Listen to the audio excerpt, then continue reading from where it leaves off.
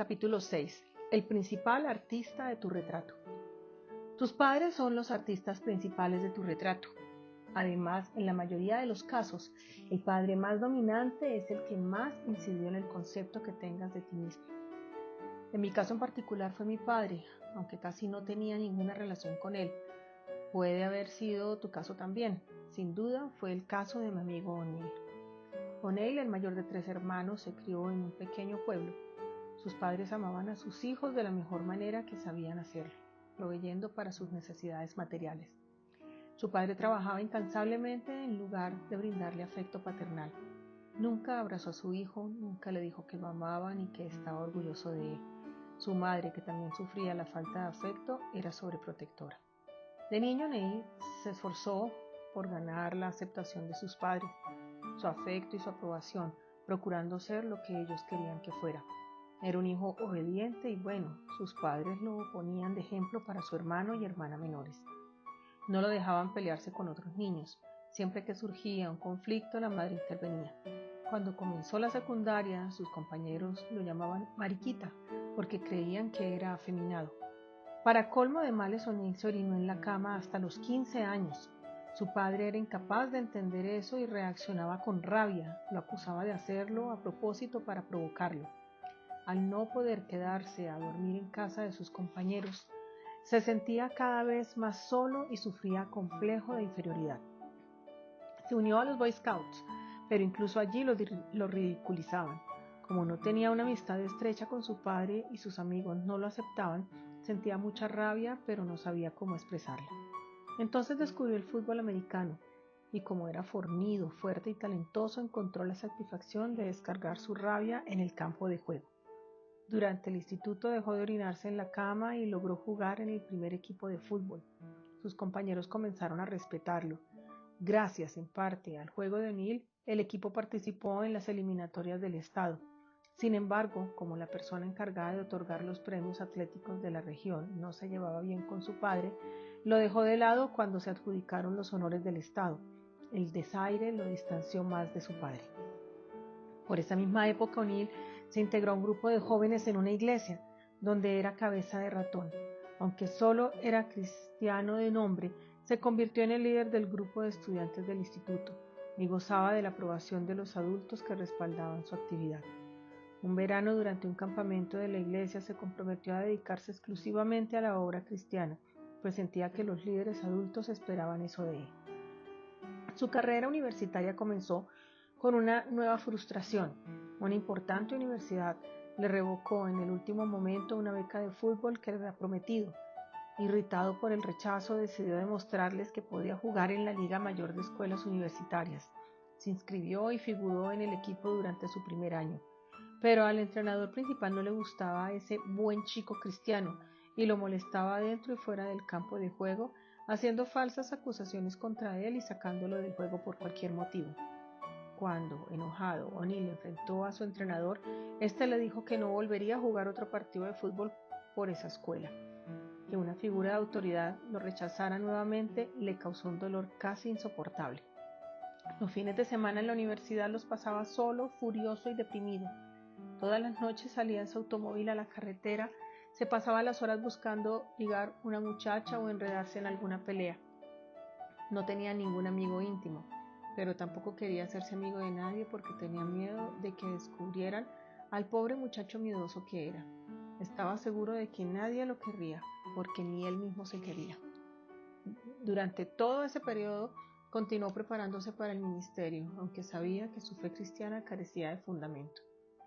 Sabía que Cristo estaba en su vida, pero estaba desanimado porque sus problemas no habían desaparecido. En el verano, después de su primer año en la universidad, por primera vez O'Neill escuchó con claridad el Evangelio. Aceptó a Cristo y supuso que su vida sería completamente transformada. No obstante, nada pareció cambiar. Su soledad, su complejo de inferioridad y su rabia no lo dejaron. Se sentía más desgraciado que nunca. Sabía que Cristo estaba en su vida, pero estaba desanimado porque sus problemas no habían desaparecido como él había supuesto. Durante su último año en la universidad conoció a una muchacha maravillosa y se casó con ella. Pero el matrimonio solo sirvió para suscitar emociones más intensas de inferioridad. No se podía comunicar íntimamente con su esposa porque tenía miedo de que ella supiera cómo era realmente. De todos modos, fue llevado a su matrimonio durante los primeros meses.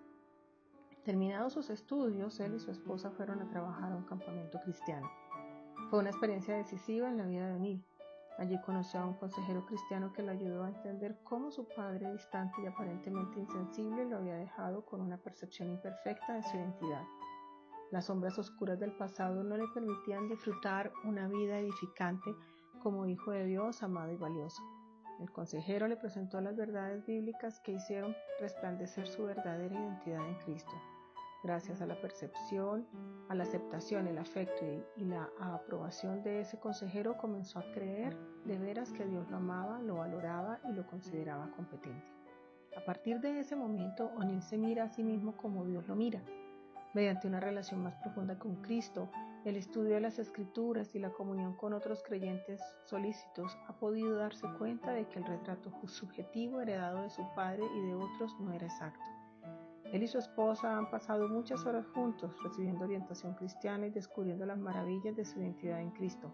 La transformación no ha sido tarea fácil, pero O'Neill, por su parte, puede disfrutar siendo la persona que Dios creó. Ya no siente resentimientos a su padre, si bien todavía se emocionaba cuando recuerda sus sufrimientos de niño. Ha salido fortalecido de su dolor y desde hace años ejerce el ministerio sirviendo a cientos de personas afligidas.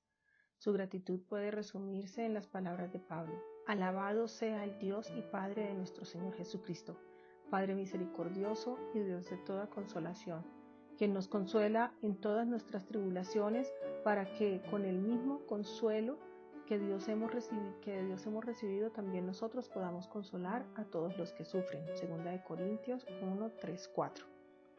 Un padre alcohólico. La experiencia de O'Neill se parece a la mía en muchos sentidos. Mi relación con mi padre en mis primeros años de vida restringió el desarrollo de mi sentido de identidad como hijo de Dios, amado, valioso y competente.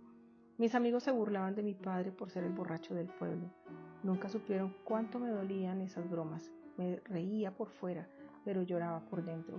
A veces iba al establo y encontraba a mi madre tirada en el estiércol, detrás de las vacas. Mi padre le había pegado tan fuerte que no podía levantarse. 2 veces se fue de casa porque no soportaba más la violencia de mi padre. Cuando mis hermanos y yo invitábamos amigos a casa, yo me aseguraba de que mi padre no nos haría pasar vergüenza con su borrachera.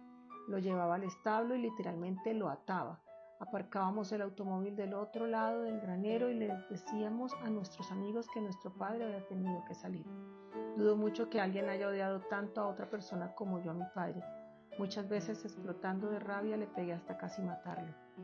¿Crisis de identidad? No tenía ni idea de mi identidad. ¿Cómo iba a pensar que Dios o que cualquier otra persona me amaba, valoraba y creyera competente cuando mi padre no nos respetaba ni a mi madre ni a mí? Para compensar el retrato subjetivo desagradable que mi padre me había transmitido, me convertí en una persona complaciente. Era el que más se esforzaba en las tareas, los estudios y el atletismo. Como resultado, aunque siempre esperaba fracasar, sobresalí tanto en los estudios como en los deportes. Cuando ingresé a la universidad, un profesor me dijo que tenía 2 puntos a mi favor: la habilidad de conjugar razones y hechos para demostrar un argumento y una formidable determinación y motivación. Me recomendó que me dedicara a las leyes. Por fin vislumbraba un rayo de esperanza con que ganarme el respeto que tanto anhelé de niño. Me imaginaba llegando más lejos que un abogado. Le probaría a mi padre y a todos los demás que yo era alguien. Elaboré una estrategia para convertirme en un gobernador del estado de Michigan en 25 años. El primer objetivo era ser elegido presidente de mi clase de primer año y pronto lo taché de mi lista como ya cumplido. Orgulloso de mis poderes de lógica recientemente descubiertos y como parte de un proyecto para el curso, decidí refutar el cristianismo.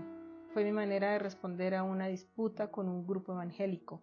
Poco después de comenzar a trabajar en el proyecto, conocí a un grupo de estudiantes cristianos. Pasé más de un año discutiendo con ellos las verdades del cristianismo. Sin embargo, después de analizar la evidencia a fondo, me di cuenta de que no podía rebatirla. Pero todavía no quería ceder. Aunque Jesús hubiera realizado milagros y hubiera resucitado, resultaba ser un aguafiestas. No quería que nadie estropeara mi buena vida. Hubo de transcurrir más de un año antes de que me rindiera. Después de una noche en vela, porque no podía dejar de pensar en ello, le dije a Dios: supongo que muy a mi pesar tendré que creer que efectivamente existes. Reconocí que estaba equivocado, confesé mis pecados y le pedí perdón. Le entregué mi vida y le pedí que me hiciera más parecido a mis amigos cristianos.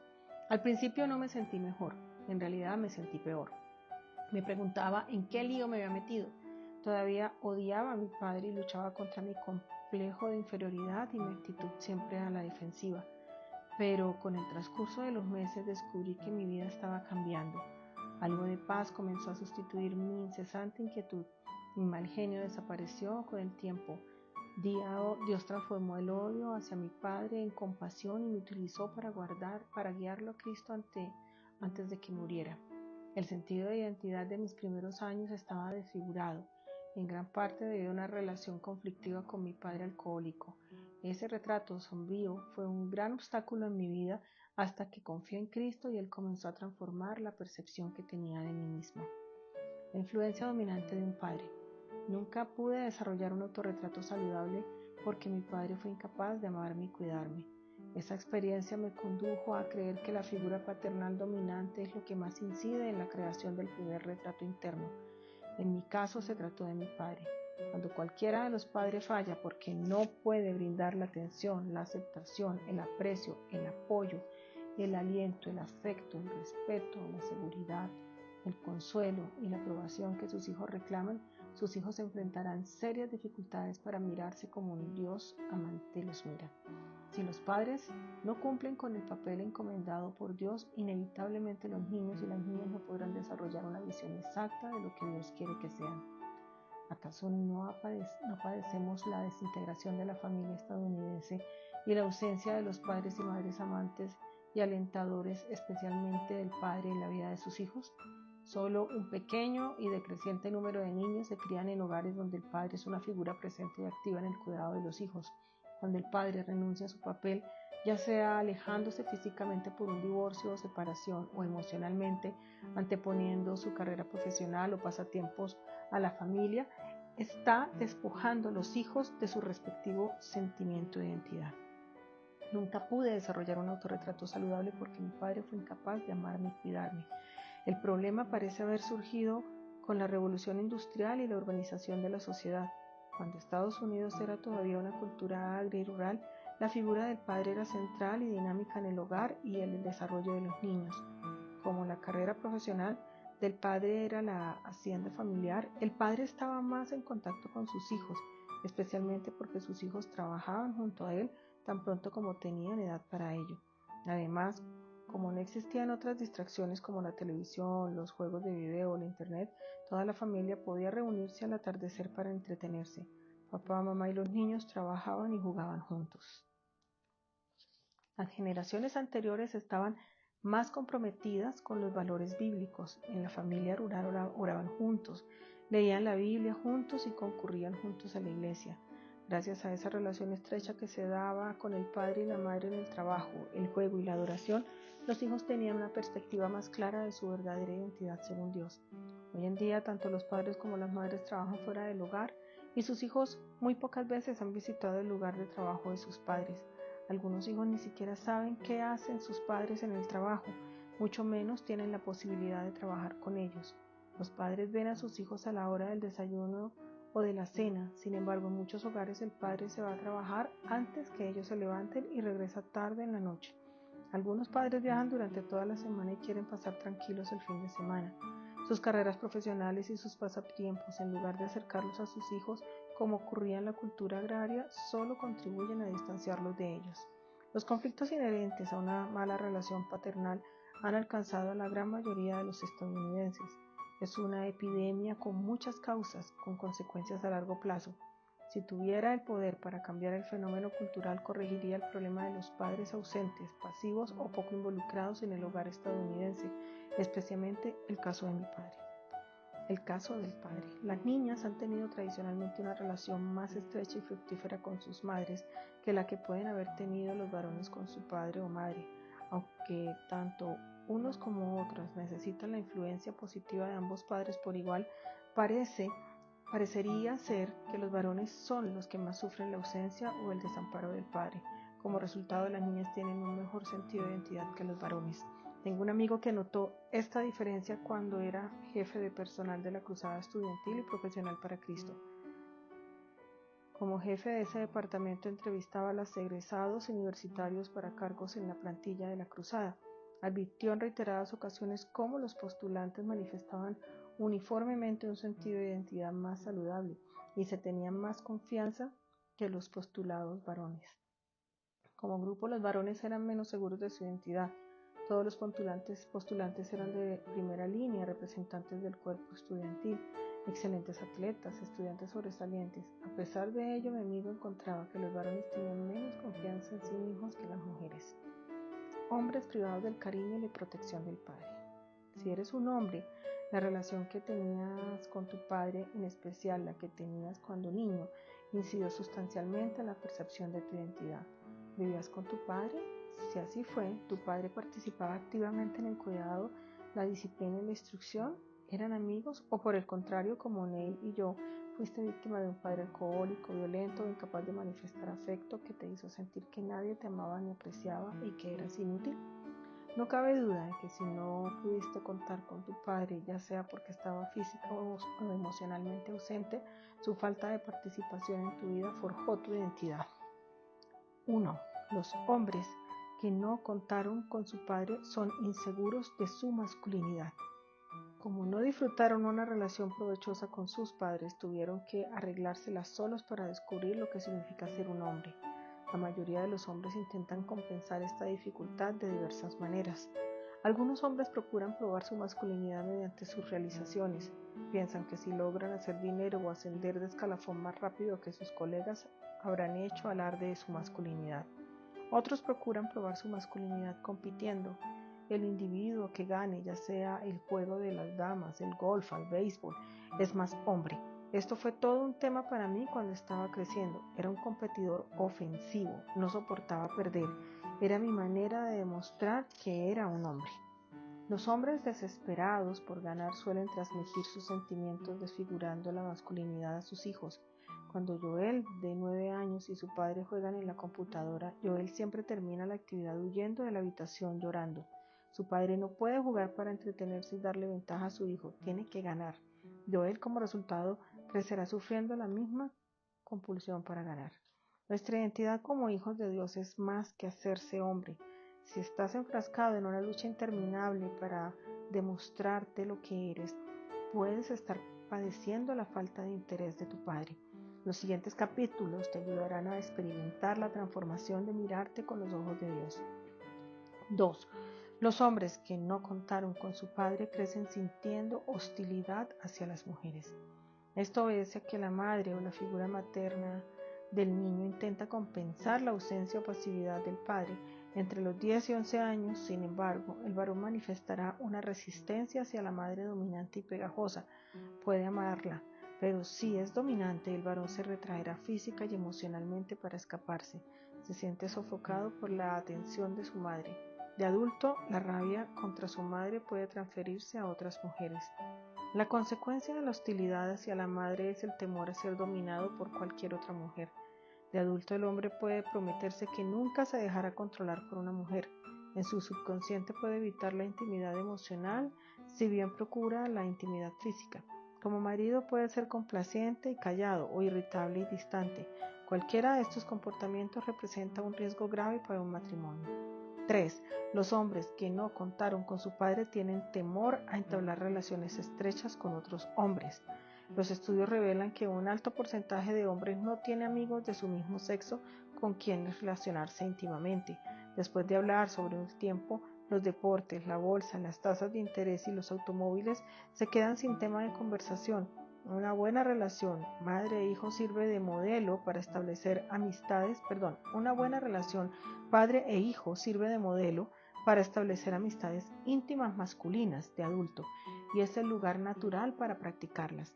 Los hombres que no establecieron lazos estrechos con su padre no tienen los instrumentos para desarrollar relaciones con otros hombres. Hasta pueden sentir que una amistad estrecha con otro hombre linda con la homosexualidad. Por otro lado, la ausencia de una figura paternal activa para brindarles cuidado y protección puede convertir a algunos hombres en homosexuales. Parecería ser que la necesidad de contar con un padre sustituto, unida al temor o la hostilidad hacia las mujeres, suscita en algunos hombres una tendencia hacia la homosexualidad. Si eres hombre y has padecido algunos de los problemas arriba mencionados, tu retrato subjetivo todavía puede estar resentido por la ausencia de una relación estrecha con tu padre. Si eres mujer, quizá reconozcas algunos de estos problemas en tu esposo o novio. En ambos casos, te animo a que sigas leyendo para aprender cómo transformar esa imagen imperfecta en una fiel representación de tu persona. Mujeres privadas del cuidado y la protección de un padre. Las mujeres que se criaron en hogares donde el padre estaba física o emocionalmente ausente son susceptibles de una serie de problemas similares. 1. Las mujeres que no contaron con su padre tienden a desconfiar de los hombres. La mujer que no disfrutó una relación cálida, cariñosa y afectuosa con su padre de adulta tiende a desconfiar de los hombres en general. Como su padre no suplió sus profundas necesidades emocionales y de relación subconscientemente, espera que los demás hombres también le fallen y por ende prefiere mantenerse alejada de ellos. Claudia, de 30 años, es agente de seguros y todo le va bien. Además de tener un deslumbrante aspecto físico, tiene éxito en el negocio, es dueña de su propia casa y de un buen automóvil y tiene muchos amigos. Es miembro activo de su iglesia y transmite su fe con un ejemplo y testimonio. Todos comentan, esa mujer es maravillosa, lo único que le falta es un marido. Claudia dice que le gustaría casarse y tener hijos. En su trabajo y en la iglesia ha tenido la oportunidad de conocer a muchos solteros de una misma edad interesada en ella. Sale con frecuencia y la mayoría de los hombres con quienes sale la vuelven a invitar, pero después de 2 o 3 salidas con el mismo individuo, justo cuando él está pensando en formalizar la relación, ella comienza a distanciarse. Incluso si le gusta al hombre, hace cosas para enfriar la relación. No contesta sus llamadas telefónicas, llega deliberadamente tarde a las citas o lo deja plantado. Cuando está con él, se vuelve malhumorada o crítica. El hombre no tarda en desanimarse y deja de llamarla. Claudia en el fondo se siente aliviada, le comenta a sus amigas, no nos llevábamos bien. Al poco tiempo, el ciclo comienza nuevamente con otro pretendiente entusiasta, pero siempre termina de la misma manera. Evelyn, la esposa del pastor, había observado a Claudia repetir el ciclo varias veces. Un día la invitó a almorzar y comenzó a preguntarle por su familia, en especial por su padre.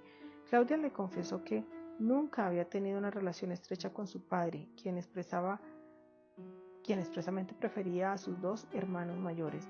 En los siguientes meses, el consejo sabio y cariñoso de Evelyn ayudó a Claudia a darse cuenta de cómo revivía la experiencia de su hogar cada vez que salía con un hombre. Claudia se mantenía a distancia de su padre para evitar el dolor de su rechazo. Aunque anhelaba la seguridad de una relación matrimonial, hacía lo mismo con los demás hombres que llegaban a su vida. Las mujeres como Claudia trasladan su desconfianza a la relación matrimonial. Pueden actuar de forma normal en la intimidad, pero son incapaces de confiar en sus maridos para que suplan sus más profundas necesidades. A medida que estas mujeres se vuelven más reservadas y desconfiadas, la tensión en el matrimonio puede ser tan severa que acabe en una separación o divorcio. En ocasiones, la desconfianza general hacia los hombres conduce a una hostilidad expresa. El problema se origina en el resentimiento crónico que sienten hacia el padre indiferente, resentimiento que trasladan a otros hombres en su vida. 2. Las mujeres que no contaron con su padre pueden buscar el afecto y la atención impropia de los hombres. Si una mujer de niña no tuvo el afecto y la atención que necesitaba de su padre, puede procurar compensar esa falta buscando el afecto y la atención de otros hombres, generalmente de manera impropia. Algunas mujeres promiscuas reconocen que no buscan la actividad sexual en sí mismas, sino que entregan sus cuerpos a cambio del afecto que ansían.